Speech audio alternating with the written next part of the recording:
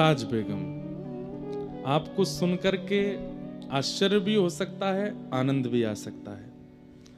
ये हिसार की बेटी थी ताज बेगम, और थी तो मुसलमान लेकिन कन्वर्टेड। इनके जो जिस कुल में इनका जन्म हुआ वो परिवर्तित कुल था।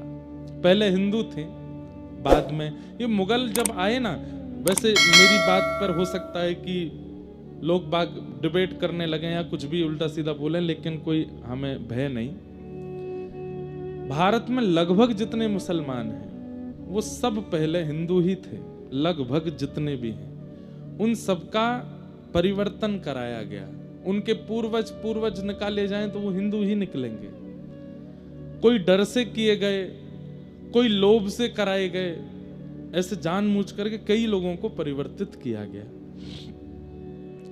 तो उन्हीं में से एक कयाम खानी, उस समय के मुस्लिम परंपरा थी कयाम खानी, उसमें इनका जन्म हुआ था ताज बेगम का। इनके पूर्वज हिसार के ही थे। और वो हिसार के कैसे हुए? तो करमचंद चौहान नाम के एक राजपूत थे, करमचंद्र चौहान। बहुत ध्यान से सुनिएगा सब लोग। तो करमचंद्र चौहान जी जो थे, एक बार मुगलों का आक्रमण हुआ, इनका पूरा परिवार मार दिया गया। ये छोटे से थे और तब फिरोज तुगलक था जो दिल्ली के शासन पर बैठा था। उसने इनका पूरा परिवार मार दिया और ये छोटी अवस्था के थे। तो प्राचीन काल में मुगल जब आक्रमण करते थे तो बड़े बड़े हिंदुओं को, राजाओं को मारते। उनके छोटे बालक अगर मिल जाते तो उनको मारते नहीं, उनका धर्मांतरण करके अपने उसमें ले लेते थे। तो उसी प्रकार ये करमचंद्र चौहान जी, ये इनका पूरा परिवार मार दिया गया, लेकिन ये बच गए और इनको फिरोज तुगलक ने अपने पास रख लिया और इनका नाम रखा कायम खान। इनका नाम बदल दिया, छोटे तो थे ही। और इनको फिर हिसार के सूबेदार थे सैयद नासिर, उनके पास इनको छोड़ दिया। आप इसको पढ़ाओ लिखाओ और हमारे धर्म की सारी बातें इसको बताओ। धीरे धीरे सैयद नासिर के साथ वो जब हिसार में रहने लगे तो उनको तो पूर्ण रूपेण सब अपने धर्म का ज्ञान हो गया। उम्र बढ़ने लगी, जो जो उनके नियम होते हैं वो सब वो करने लगे। लेकिन थोड़ी अवस्था होने पर जब उसने पूछा कि मेरे पूर्वज कौन हैं, तब किसी ने उससे बताया कि तुम्हारे पूर्वज तो चौहान थे, हिंदू थे, और इस प्रकार तुगलक ने तुम्हारा धर्मांतरण करा दिया। पूरी बात जब अपने पास्ट की उसको पता चली तो उसको बहुत दुख हुआ कि मैं हिंदू था, अब मैं तो बीच का रह गया, ना हिंदू हूं ना मुस्लिम हूं। तो इस प्रकार उसका वंश चला। तो उन लोगों को उस समय कयाम खानी कहते थे, क्योंकि कायम खां के ये लोग वंशज हैं। उसी वंश में ताज बेगम का जन्म हुआ। तो कयाम खां ने अपने वंश का नियम बना दिया। ये लोग होली भी मनाते थे, दीपावली भी मनाते थे और ईद भी मनाते थे। क्यों? बोले जन्म से तो भैया हमारा रक्त जो है वो हिंदुओं का है, लेकिन धर्मांतरण के बाद हम मुस्लिम हैं, तो दोनों आदि ये करते थे। तो कयाम खानी वंश हुआ। कई कयाम खानी वंश के पूर्वज राजाओं का जब चरित्र आप पढ़ेंगे तो उसमें उनका नाम जैसे कायम खान चौहान ऐसे नाम भी है। तो ताज बेगम भी जो थी वो इस प्रकार इस वंश में जनी। कयाम खानी मुस्लिम थी। इनके पिताजी का नाम था फदल खान। और फदल खान के मित्र थे रायसल राजपूत। ये सब बताना इसलिए जरूरी है कि कहीं ना कहीं फिर हमारे मन में प्रश्न आता है कि किसी भक्त के चित्त में भक्ति का बीज आरोपण हुआ कहां से फिर, इसलिए थोड़ा उसके वंश को समझना जरूरी है।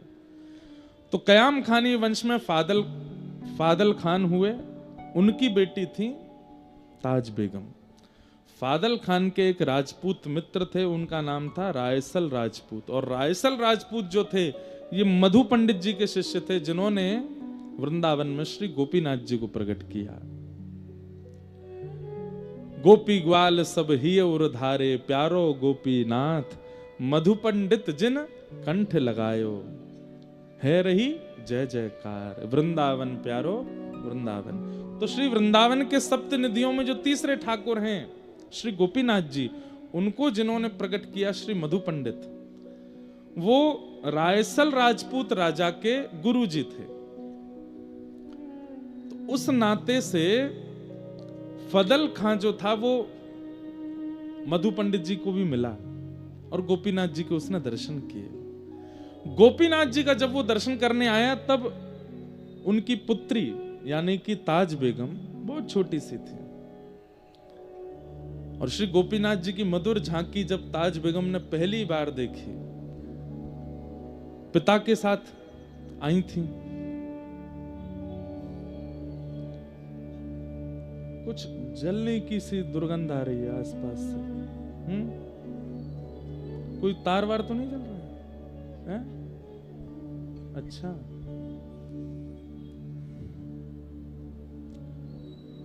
तो क्या बता रहे थे हम? हाँ, तो श्री गोपीनाथ जी का दर्शन किया पहली बार, छोटी सी हैं।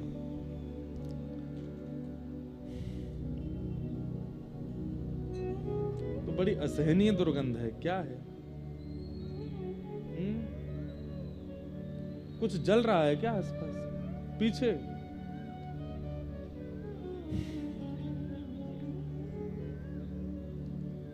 इत्र सूंघ लो। ऐसी कथा कह लें हम। हे मेरे नाथ रक्षा करो।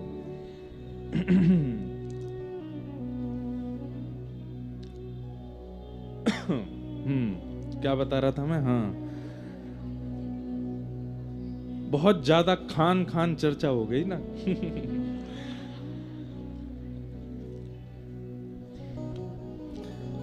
तो सुनिए सुनिए सुनिए। हाँ, तो पहली बार गोपीनाथ जी को देखा। अब यहां फदल खान दर्शन करने नहीं आए थे, वो तो रायसल राजपूत थे, उनसे मिलने आए थे, और रायसल राजपूत मधु पंडित जी से मिलने गए थे। तो बस वहां उन तीनों की चर्चा चल रही थी किसी बात पर। यहां ये खेलती खेलती आंगन में, और ताज बेगम अंदर चली गई, और अंदर जाकर के जब ठाकुर जी का इसने दर्शन किया, बस दर्शन करके मानो जैसे गोपीनाथ जी बात कर रहे हों, गोपीनाथ जी को भा गई। भैया देखो, आप कितने भी भक्त चरित्र उठा के देख लीजिएगा, जितने भी भक्त बने हैं जिनके चरित्र व्यासपीठ से गाए जा रहे हैं, या तो वो ठाकुर जी ने स्वीकार किए हैं। भाई हम सब ठाकुर जी को स्वीकार करते हैं, पर हम पर ऐसी कृपा नहीं होती। दो ही भक्तों के चरित्र व्यासपीठ से सुनाए जाते हैं, सुने जाते हैं, पढ़े जाते हैं। पहले वो जिनको ठाकुर जी ने स्वीकार किया,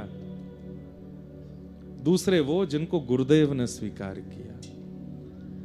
आपके चाहने से आप भजन नहीं कर पाओगे। इसलिए मैं कहता हूं कि आप भजन पर ध्यान दीजिए, नाम पर ध्यान दीजिए, नियम पर ध्यान दीजिए, पर उससे भी कई गुना ज्यादा ध्यान इस बात पर दीजिए कि मैं अपना निर्माण ऐसा करूं, अपने स्वभाव व्यवहार विचारों का निर्माण ऐसा करूं कि मैं ठाकुर को या अपने गुरुदेव को प्रिय लग जाऊं। क्योंकि उनका प्रिय बनना बहुत जरूरी है। लोग बाग क्या कर रहे हैं, नियम पर बहुत ध्यान देते हैं कि हमको इतने घंटा भजन करना है, इतनी माला करनी है, ये करना है, वो करना है, पर इन सब के चक्कर में अपने विचार और व्यवहार को वो लोग अच्छा नहीं बना पाते। इसलिए गुरुदेव और गोविंद को कभी प्रिय नहीं लगते। 2 लाख नाम जप रोज कर रहे हैं, लेकिन व्यवहार में अहंकार है। हर महीने गिरिराज जी की परिक्रमा कर रहे हैं, लेकिन विचारों में काम क्रोध भरा पड़ा है। हर एकादशी निर्जला कर रहे हैं, लेकिन ईर्ष्या है, दूसरे के प्रति छल कर रहे हैं, दूसरे की उपलब्धि देख करके सह नहीं पा रहे हैं। विचार और व्यवहार में शुद्धि नहीं है। कितने भी नियम कर लीजिए, ठाकुर जी के प्रिय नहीं बन पाओगे। हमारे जीवन का कल्याण क्या है? हरि को हम प्रिय लगे ना, हमको हरि प्रिय लगे ना, हरि को हम प्रिय लगे, हम हरि के प्रिय हो जाएं। ग्रंथ में वर्णन आता है कि ताज बेगम का स्वभाव था, वो भले ही मुस्लिम कुल में जन्मी, लेकिन उनके मन में दया का भाव था। वो कभी भी अवसरों पर, इनके उत्सवों पर जो भी मांस आदि खाने का प्रकरण होता था वो नहीं खाती थी, बल्कि लड़ती थी अपने पिताजी से। पिताजी, एक जीव को मार करके हम कैसा उत्सव मना रहे हैं, हम कौन से भगवान को प्रसन्न कर रहे हैं? जो एक जीव की मृत्यु स्वीकार कर रहा है, वो परमात्मा एक दिन हमारी मृत्यु भी स्वीकार कर लेगा।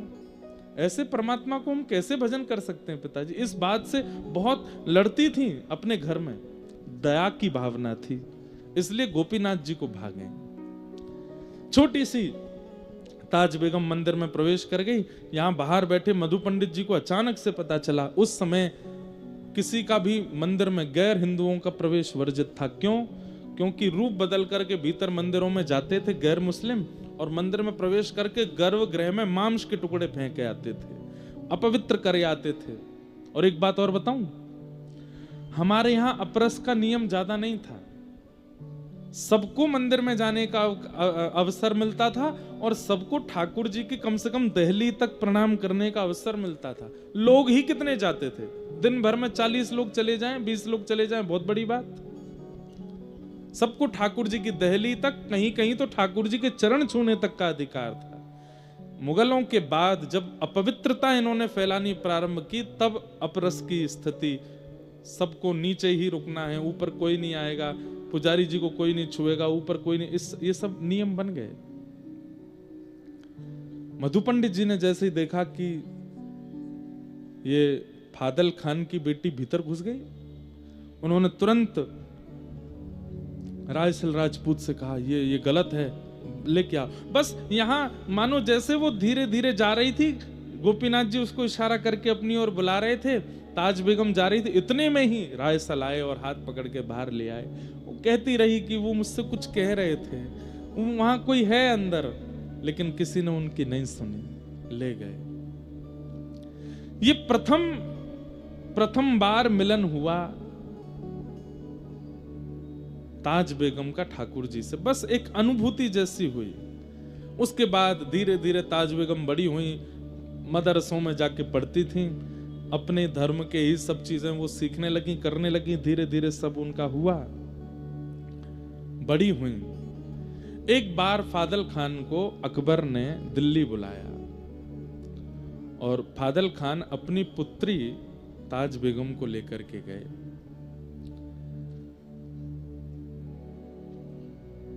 जैसे ही सभा में ताज बेगम पर अकबर की दृष्टि पड़ी, और वो जिस काम से बुलाया था वो काम तो सब भूल गए। उसने फादल खान से कहा, हम तुम्हारे सब काम करवाएंगे, जो तुम कहोगे सब कर लेंगे, तुम्हारी जो हिसार में तुम चीजें चाहते हो, ये करवाना है वो करवाना है, और भी तुम्हारा सब हम करने को तैयार हैं, पर बदले में हमें कुछ चाहिए। बोले क्या?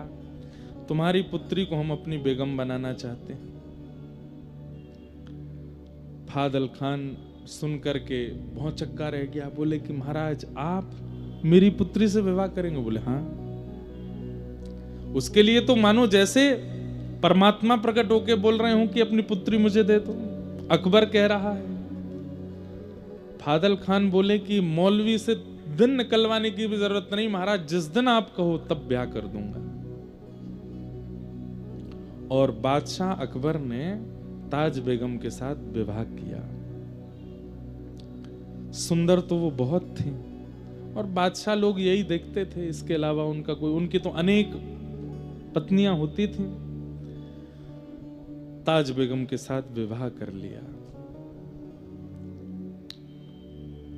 लेकिन अकबर के यहां 3 कृष्ण प्रेमी थे जिनका संग ताज बेगम को मिला। पहला जोधाबाई, जो कि अकबर की राजपूताना एक पुत्री हैं, जो कि श्री कृष्ण का भजन करती ही थी, जोधाबाई। दूसरी थी बीरबल की बेटी शोभावती, जो अकबर के महामंत्री बीरबल हैं, उनकी बेटी शोभावती ये गोसाई श्री विठलनाथ जी की शिष्या थी, जिन्होंने श्रीनाथ जी को प्रकट किया। ऐसे श्रीमद वल्लभाचार्य जी महाराज के पुत्र हुए गोसाई विठलनाथ जी, उनकी शिष्या थी बीरबल की पुत्री शोभावती। ये जोधाबाई की सेवा में रहती थी, ठाकुर जी की सेवा में। और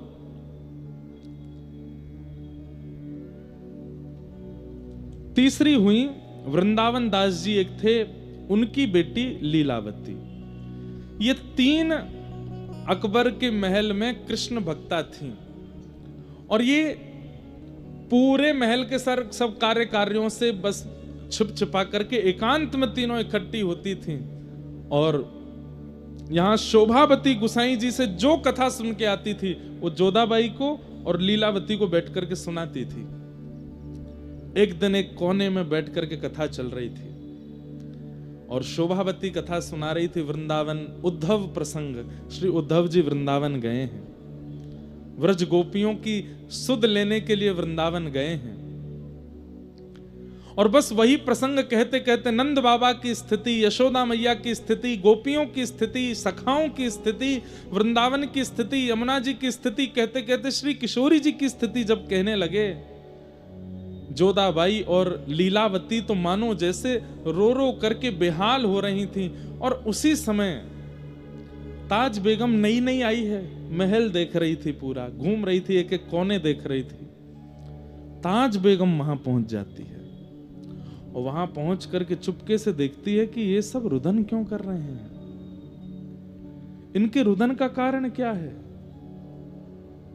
और बैठी बैठी बस वो बाहर से सुनने लगी कि क्या बात है। और शोभावती के मुख से, जब किशोरी जी के मुख से गाया गया भ्रमर गीत, मधुपक तब बंधो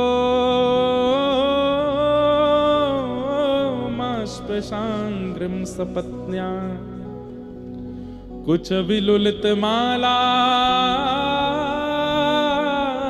कुंकुमश्मश्रुभिर्न बहतु मधुपतिस्तन्मानिनी नाम प्रसादम यदु सदसि विडम्ब्यम यस्य दूतस्त्वमित्रिक। श्री किशोरी जी उद्धव जी से कह रही हैं, अरे उद्धव, उद्धव को नहीं कह रही हैं, एक भौरे से कह रही हैं, अरे भौरे, तू एक पुष्प से रस लेता है और उस पुष्प से रस लेने के बाद फिर उस पुष्प को छोड़ के दूसरे पुष्प पर चला जाता है, दूसरे पुष्प का रस लेता है, वहां से फिर तीसरे पुष्प पर चला जाता है। तू एक पुष्प का कभी नहीं रहता, तू अनेकों का रहता है। ऐसे ही तेरे जैसा दिखने वाला वो कृष्ण है। हम ब्रज की सब गोपियों के मध्य में रास रचाया, हम सबसे प्रेम की डोर बांधी, और अब हमें छोड़ के मथुरा चला गया। तुझ में और उसमें कोई अंतर नहीं है, तुम एक से ही हो। क्या बिगाड़ा था शूर्पणखा ने त्रेता युग में, जब ये कृष्ण राम बने थे तब विवाह करने के लिए इनके सामने आई थी, उसके नाक कान काट दिए। अरे इनकी शरण में आने वालों के साथ ही ऐसा ही व्यवहार करते हैं। किशोरी जी उस भ्रमर को डांट रही हैं और सब सखियां बैठ के सुन रही हैं। ये कथा शोभावती सुना रही है जोधाबाई और लीलावती को, और बाहर बैठी बैठी सुन रही हैं ताज बेगम। जैसे जैसे वो कृष्ण नाम बोलती हैं, तैसे तैसे मानो ताज बेगम के पूरे शरीर में जैसे कोई स्फूर्ति जैसी आ जाती हो। अचानक से कृष्ण कृष्ण कृष्ण कहते जब किशोरी जी आर्तनाद करने लगी, रुदन करने लगी, और ये बात जब शोभावती सुना रही थी, तो मानो जैसे बाहर बैठी हुई ताज बेगम का मन स्थिति ऐसी विचलित होने लगी। तभी वहां पास में रखे किसी वस्तु का स्पर्श हुआ, जोर की आवाज हुई, भीतर का जो ध्यान था वो टूट गया। उठ करके लीलावती बाहर गई तो देखा वहां पर मूर्छा अवस्था में पड़ी है ताज बेगम। तीनों उसको लेकर के भीतर आए। शोभावती बोली, ये स्थिति तो किसी अत्यंत प्रेमी की होती है। नेत्रों में आंसू हैं, मुख कंपायमान हो रहा है, शरीर पूरा ज्वर से चल रहा है, ये स्थिति इसकी कैसे हो गई? हे जोधाबाई, मुझे लगता है कि ताज बेगम कहीं ना कहीं किसी ना किसी रूप में हमारे प्रियतम से जुड़ी हुई है, तभी ऐसी स्थिति इसकी बनी है। ये प्रेम पुलकित लक्षण सामान्य रूप से किसी के अंदर प्रकट नहीं होते जो इसके अंदर प्रकट हो रहे हैं। जल का छिड़काव किया, ताज बेगम जब होश में आई, पूछा तुम ऐसी क्यों हो गई थी? ताज बेगम कहती है, आप जो यहां बैठ करके सुना रही थी, मुझे नहीं पता वो कौन है, मुझे नहीं पता उद्धव कौन है, मुझे नहीं पता वो गोपियां कौन है, ये वृंदावन, ये मथुरा, ये सब क्या है। बस मुझे एक बात याद है कि मैं बाल्यकाल में अपने पिता के साथ वृंदावन गई थी और वहां मैंने एक झांकी देखी थी। शोभावती बोली, थोड़ा बताओगी कैसी झांकी? बोला, हाँ वो झांकी तो मुझे आज भी अनुभव होती है। कैसी झांकी थी?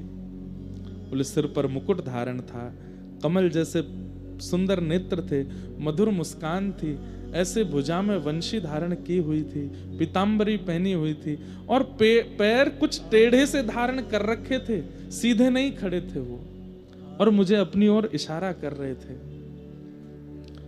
शोभावती, जोधाबाई और लीलावती तीनों सुनकर के रुदन करने लगी और बार बार ताज बेगम को हृदय से लगाने लगी।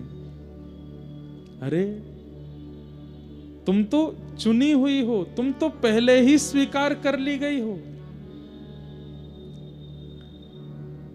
ताज बेगम बोली, मैं नहीं जानती इन सब के बारे में ज्यादा, पर पता नहीं क्यों आपके मुख से वो बात सुनना, आप लोगों की यह स्थिति देखना, मुझे मन कर रहा था कि आप शांत ना हो और मैं उसे सुनती रहूं। आप जब वर्णन कर रही थी, मेरे चित्त में अपने आप प्रकट हो रहा था कि कोई नदी बह रही है, सुंदर सुंदर वृक्ष वल्लरियां हैं, सुंदर पर्वत हैं, और वहां नील कांति का कोई व्यक्ति घूम रहा है, उसका मुख नहीं दिख रहा था।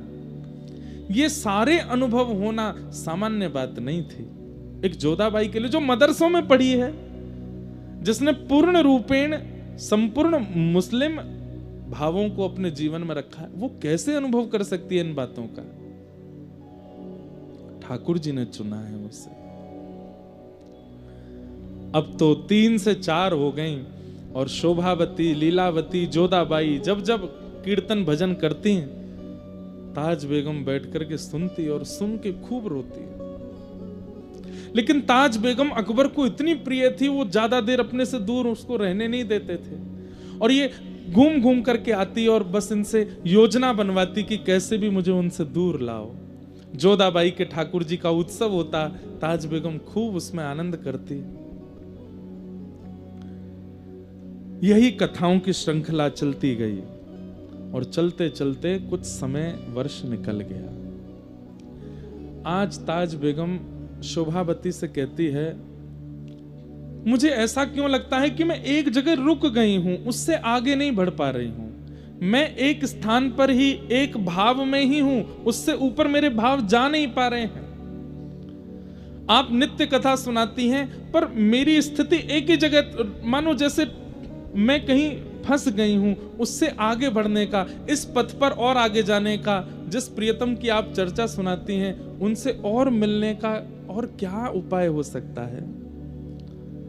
तब शोभावती कहती है, गुरु आश्रय, शरणागति, गुरु दीक्षा, ब्रह्म संबंध, यही हैं वो नियम जिनसे कोई गुरु तुम्हें स्वीकार, मतलब भगवत प्राप्त व्यक्ति तुम्हें स्वीकार करे तो तुम्हारी गति बढ़ने लगेगी।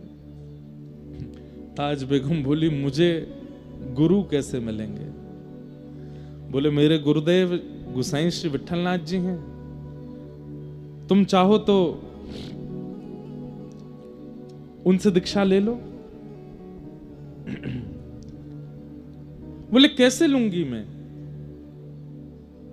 मुझे कभी बादशाह जाने नहीं देंगे, और बादशाह आप लोग जानते हैं कि वो 24 घंटे मेरी पहरेदारी सी करते रहते हैं, पूछते रहते हैं कहां है ताज, कहां है ताज, कहां है। उन्हें 24 घंटे मैं चाहिए हूं। इन सबके बीच से निकल करके गुरु आश्रित होना, ये कैसे होगा? बहुत ध्यान से सुनिए, आज पहली बार हम इतने विस्तार से सुना रहे हैं ताज बेगम का चरित्र। तब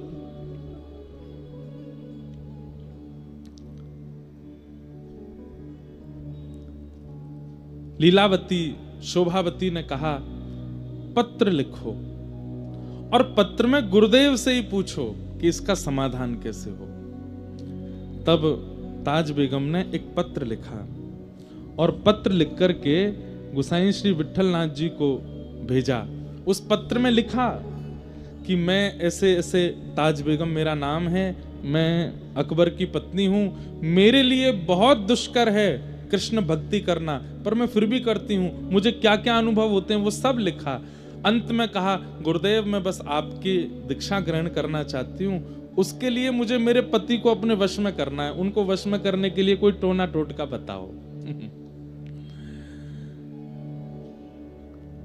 गोसाई श्री विट्ठलनाथ जी ने जब पत्र देखा और पत्र में जिन जिन भावों की स्थिति उसने बताई थी उससे वो समझ गए थे। बोले इसने नहीं चुना है ठाकुर जी को, ठाकुर जी ने चुना है इसे। बंधुओं,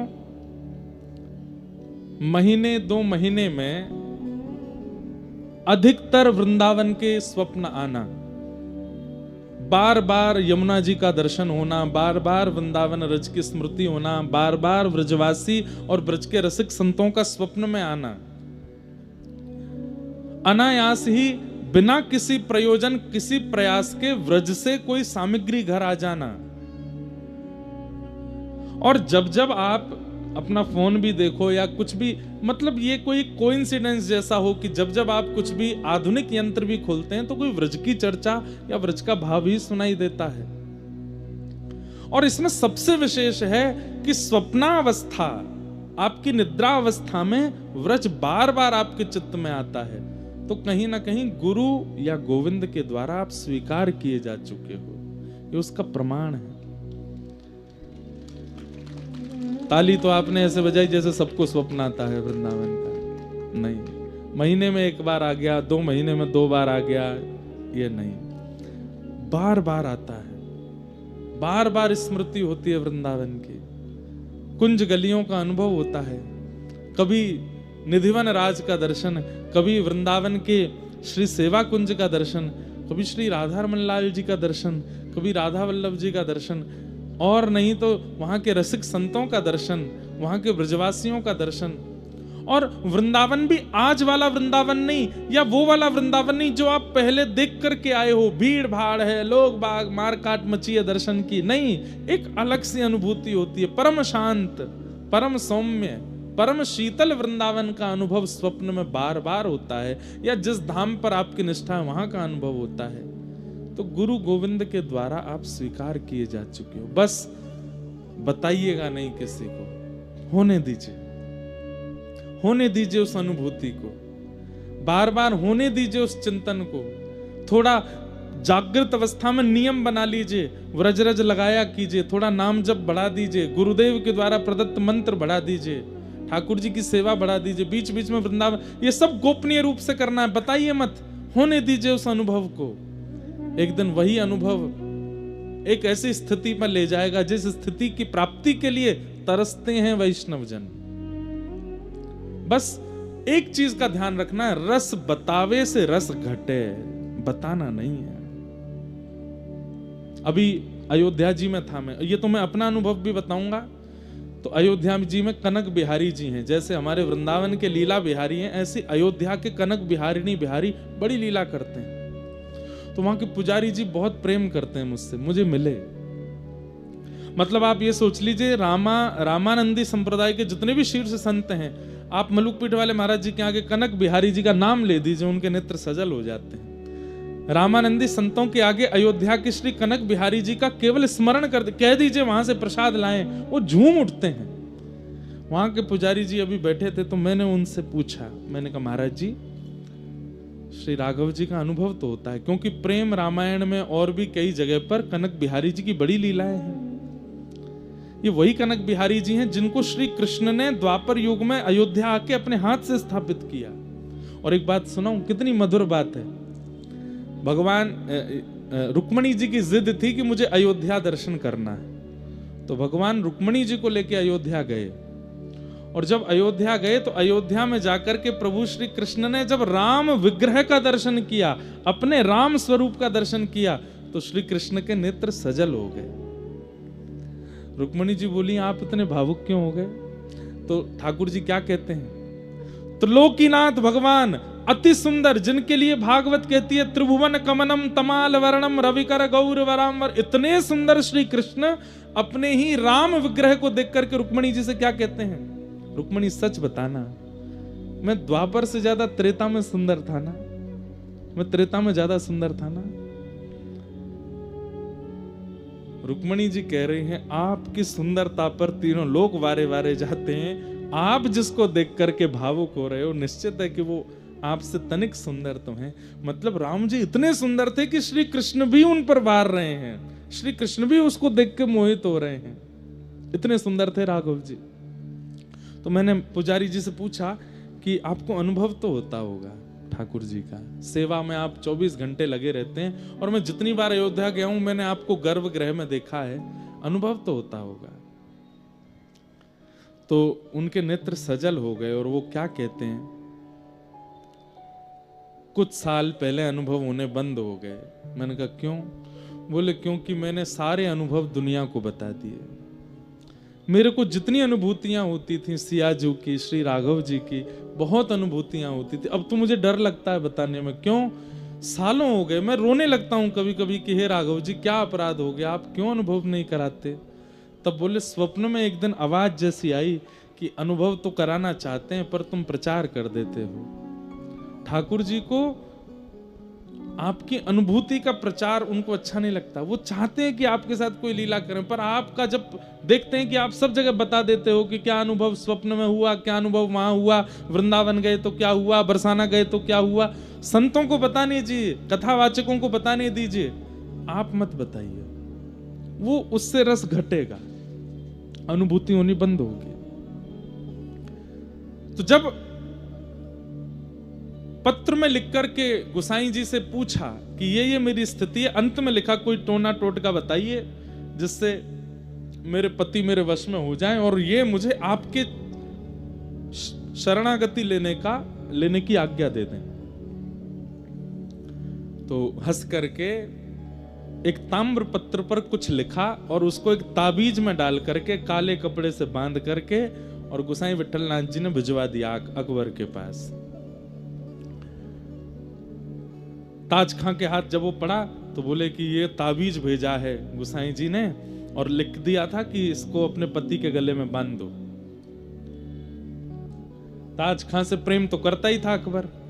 गई और जाकर के पति से कहा देखो आपको नजर ना लगे, आपको कोई इतने, आप युद्ध में जाते रहते हो, आपकी सुरक्षा के लिए मैंने एक ताबीज बनवाया है, आपको पहना दूं। वो प्रेम तो इतना करता है, अरे तुम जो चाहे को लाओ पहना दो, गले में पहना दिया। अब अकबर की 1 2 3 4 नहीं अनेकों पत्नियां थीं, वो सब ताज बेगम से चिढ़ती थी। उन सब ने ये देखा कि इसकी कोई ऐसी बात निकाल के लाओ कि जो हम अकबर को बताएं तो वो इसको त्यागे। तब किसी ने बताया, बोले कि जोधाबाई तो हिंदू है, उसको तो अकबर ने आज्ञा दी है कि तुम अपना भजन कीर्तन करो, पर मैंने देखा है लीलावती शोभावती और जोधाबाई की सत्संग में छुप करके ये भी जाती है। और कहीं ना कहीं अकबर के गले में जो ताबीज है इसने किसी हिंदू फकीर से बनवा के मंगवाया है अकबर को अपने वश में करने के लिए। ये बात जाकर के अकबर को बता दी। अकबर ने ताज बेगम को हाजिर किया, बोले ये ताबीज किसी हिंदू फकीर ने बनाया, क्या ये बात सत्य है? ताज बेगम बोली जी ये सत्य है। और क्या तुम जोधाबाई के सत्संग में और वो लीलावती शोभावती की कथा होती है तुम उसमें जाती हो? हाँ मैं जाती हूं। बोले दंड तो तुमको दूंगा, लेकिन पहले मैं ताबीज खोल के इसके अंदर क्या लिखा है, क्या डाला है वो देखूंगा। और ताबीज खोल करके उसने अंदर से पत्र जब निकाला तो अंदर क्या लिखा था उसमें, कामन तामन टोटका, गुसाई जी विठलनाथ जी ने लिखा है, कामन तामन टोटका यह सब डारो धोए, पिया कहे सो कीजिए आप ही ते बस होए। क्या लिखा था कि ये कामन तामन टोटका टोना आदि इन सबको छोड़ो, तुम्हारा पति जो कहे वो करो, उसी में तुम्हारी भलाई है, ये लिखा था उसने। ये पढ़ करके अकबर तो बड़ा खुश हुआ, बोले फकीर तो बहुत अच्छे हैं, इन्होंने तो स्पष्ट लिख दिया है कि ये टोना टोटका वगैरह इन पे भरोसा मत करो, पिया कहे सो कीजिए, आप ही बस हो। मेरा मन हो रहा है, अरे ये ताबीज तो बहुत अच्छा है, ये ताबीज तो तुम सब इसकी शिकायत, तुम सबको भी ऐसे ताबीज बनवाना चाहिए, पिया कहे सो कीजिए। गुरु कृपा कैसे होती है, मेरा मन हो रहा है इनसे मिलने का, कि कौन है ये फकीर, कौन है। ताज बेगम का तो हाथ पैर कांपने लगा, कैसी गुरु कृपा, ताबीज में ऐसा क्या लिख के दिया है कि वो राजा के मन में, अकबर के मन में आ गया कि मुझे मिलना है इनसे। बोले गोवर्धन में विराजते हैं गोसाई श्री विठल नाथ जी, चलो इनको मिलके आते हैं, इतना अच्छा बेगमों को ज्ञान देने वाले फकीर को तो मिलना चाहिए। आहा, निकल पड़े ताज बेगम के साथ गोवर्धन, तलहटी में पहुंचे। अब अकबर बादशाह तो पूरे भारत का है, तो उसके आगे तो आना पड़ता था। गोसाई जी वैसे किसी बादशाह को देख के हमारे ब्रज के संत ज्यादा उसको देते नहीं थे, लेकिन अकबर में थोड़ा, आप अकबर को देखें, इस पे संतों की बड़ी कृपा। स्वामी श्री हरदास जी का चित्र जो आज पूरे विश्व को मिला, ये अकबर ने बनवाया था। स्वामी श्री हरदास जी का चित्र जो वीणा हाथ में लेके हम सब दर्शन करते हैं, वो अकबर ने बनवाया था। और कहते हैं जहां पर अकबर बैठ के नमाज पढ़ता था, वहां पर मीराबाई का और गोस्वामी तुलसीदास जी का और स्वामी श्री हरदास जी का, इनके चित्र लगे रहते थे, इनका नित्य दर्शन करता था वो। गोसाई श्री विठल नाथ जी के पास गए, वहां जाके उनका दर्शन किया, सब बातचीत हुई। लेकिन गोसाई जी तो अंदर की बात जानते हैं कि ताज बेगम तो चरणाश्रित होने आई है। तब कहा कि आपकी बड़ी कृपा है, आपने मेरी पत्नी को, ये ज्ञान तो सबको मिलना चाहिए, आपने बहुत अच्छा लिखा, मेरा मन हो गया आपसे मिलने का। तब उन्होंने कहा, आपको नहीं पता है पर मैं आपको बता देता हूं, आपकी जो गृहिणी है ताज, इसमें जन्म सिद्ध भक्ति के गुण हैं हमारे ठाकुर के प्रति। अकबर ताज की ओर देखे, ताज बेगम कुछ ना कहे, क्या ये सत्य है? बोले जी, लेकिन इस पर आप कुछ कर नहीं सकते। देखिए वो आपका कुछ बुरा नहीं चाहती हैं, और ये तो स्वतंत्रता है, वो किसी को भी भजे, वो मुसलमान हैं, लेकिन आप तो जानते हैं ये कायम खां परिवार से हैं, इनके पूर्वज तो हिंदू ही थे, इनके मन में थोड़ा कृष्ण भक्ति है, तो ये चरणाश्रित होना चाहती हैं, मुझे करने दीजिए। अकबर बोला मैं रात्रि भर सोचूंगा, लेकिन अकबर के ऊपर भी कैसी कृपा, रात भर सोच के उसने सुबह आज्ञा दे दी। बोले ठीक है, तुम इनसे गुरु दीक्षा ले लो। और आज वो नाच रही हैं, नृत्य कर रही हैं गोवर्धन की तलहटी में। ताज बेगम के जीवन में एक चीज का आपको अनुभव होगा कि इनको ठाकुर जी ने बहुत वियोग नहीं दिया, वियोग दिया है, अंतिम समय में आएगा वो चरित्र भी, पर प्रारंभिक समय में इनको बड़ी अनुकूलताएं मिली, बहुत जल्दी जल्दी भक्ति का मार्ग प्रशस्त होता चला गया। और गोसाई श्री विठल नाथ जी से इन्होंने चरण शरणागति प्राप्त की। प्राप्त करने के बाद गोसाई जी ने इनको मंत्र आदि दे दिए और कहा आप सेवा वेवा तो तुम्हारे यहाँ होगी नहीं, बस तुम ये मंत्र जप लिया करना, जाओ। और ताज बेगम वापस दिल्ली आ गई। यहाँ पर जोधाबाई ने और आदि वो जो दो सखियां और थीं, शोभावती और लीलावती, उन्होंने उत्सव मनाया ताज बेगम के इस मंगलमय दिवस का। आज गुरु दीक्षा हुई है। ताज बेगम अब लिखने लगी हैं, गुरु कृपा होते ही लिखना प्रारंभ हो गया। और ताज बेगम सबसे पहला क्या लिखती है? छैल जो छवीला सब रंग में रंगीला बड़ा, छैल जो छवीला सब रंग में रंगीला बड़ा, चित्त का अड़ीला कहू देव तो सुन्यारा है, माल गल सोहे नाक मोती सेत जो है कान, कुंडल मन मोहे लाल मुकुट सिर धारा है, दुष्ट जन मारे सब संत जो उबारे ताज, चित्त में निहारे प्रण प्रीत करवारा है। नंदजू को प्यारा जिन कंस को पछाड़ा, वह वृंदावन वारा कृष्ण साहिब हमारा है। वह वृंदावन वारा कृष्ण साहिब हमारा है। और ताज बेगम लिखती हैं और सुनकर के जोधाबाई आदि सब निहाल हो जाती हैं। एक बात तो मैं कहता हूं बंधुओं, जो पाएगा वो गाएगा, वो बिना गाए रह नहीं सकता। और पाए बिना गा रहा है, बिना पाए ही गा रहा है, तो इसका मतलब पाने वाला है। गा रहा है तो इसका मतलब पाने वाला है। गाने वाले की दो ही स्थिति हो सकी, या तो पा चुका है या पाने वाला है। आजकल भी कई लोग रचनाएं करते हैं, पर रचनाओं में लोक रंजन की भावना ज्यादा होती है। लोक रंजन की भावना, ये रीझ जाएं, ये रीझ जाएं। कई बार हम भजन गायकों को भी देखते हैं, बड़े बड़े मंचों पर आते हैं, तो गाते समय ठाकुर जी का स्तवन नहीं कर रहे होते, वो लोगों को देख रहे होते। देखा शब्द पर, मैंने देखो क्या लिखा, मैंने ये शब्द कैसे लिखा। वो लोक रंजन की भावना आ जाती है उनके चित्त में। लोक रंजन के लिए तो बड़े बड़े कवि भी लिखते हैं, लेकिन ठाकुर जी के रंजन के लिए ठाकुर जी की कृपा से ही लिखा जाता है। कितने सुंदर शब्द लिखे हैं। गोसाई श्री विठलनाथ जी का कभी कभी दर्शन करने के लिए जाती थी। एक दिन गोसाई विठलनाथ जी ने परीक्षा ले ली, बोली कि सुनो, तुम भजन करती हो? बोले हाँ। बताओ श्रीनाथ जी को देख करके तुमको क्या अनुभव होता है, ठाकुर जी का दर्शन करके तुमको क्या अनुभूति होती है? वहीं बैठ करके आंसू कवि बन गई हैं ताज बेगम, वहीं बैठ करके लिख दिया है।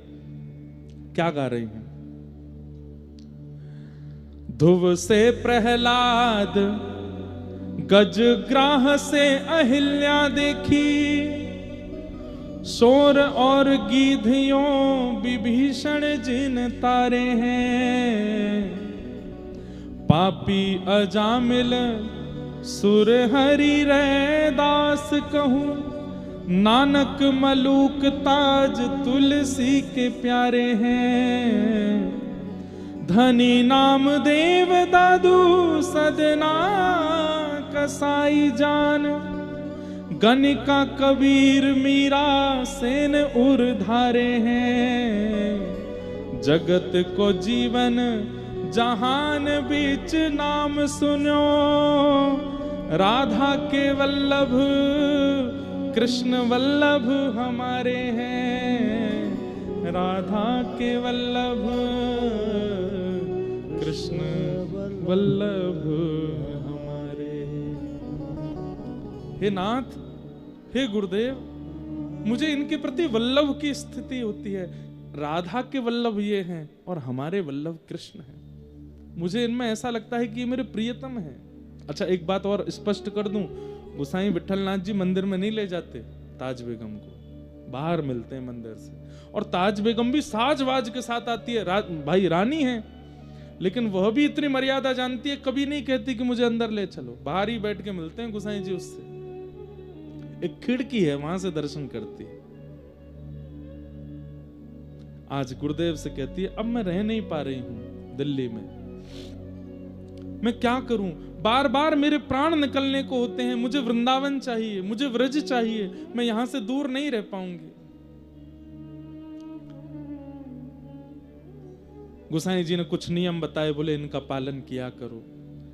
अब यहां अकबर को भी अनुभूति हो रही है कि धीरे धीरे धीरे धीरे ताज बेगम जो है ये हमारे वश में नहीं है। इसकी स्थिति अब ऐसी होती जा रही है कि वो दिखने लगी है।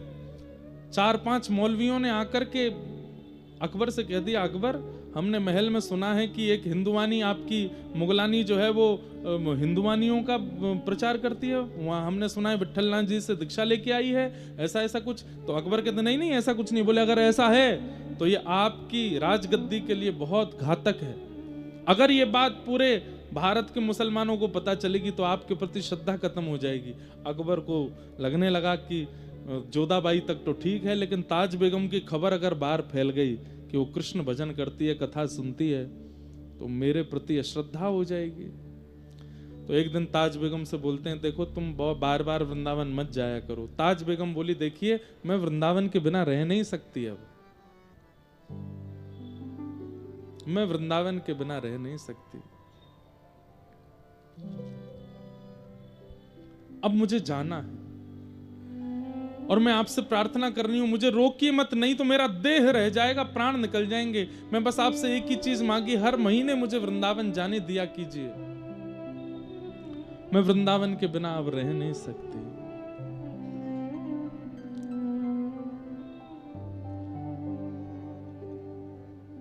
कन्हैया कन्हैया पुकारा करेंगे, लताओं में ब्रज की गुजारा करेंगे। कन्हैया कन्हैया पुकारा करेंगे, लताओं में ब्रज की गुजारा करेंगे। ओ जो रूठेंगे हमसे वो बांके बिहारी, उठेंगे हमसे वो बाके बिहारी। जो रूठेंगे हमसे वो बांके बिहारी, उठेंगे हमसे वो बाके बिहारी। ओ चरण पड़ उन्हें हम मनाया करेंगे। ओ चरण पड़ बनाया करेंगे। चरण पड़ उन्हें मनाया करेंगे। चरण पर बनाया कन्हैया कन्हैया पुकारा करेंगे, लताओं में ब्रज की गुजारा करेंगे। कन्हैया कन्हैया पुकारा करेंगे।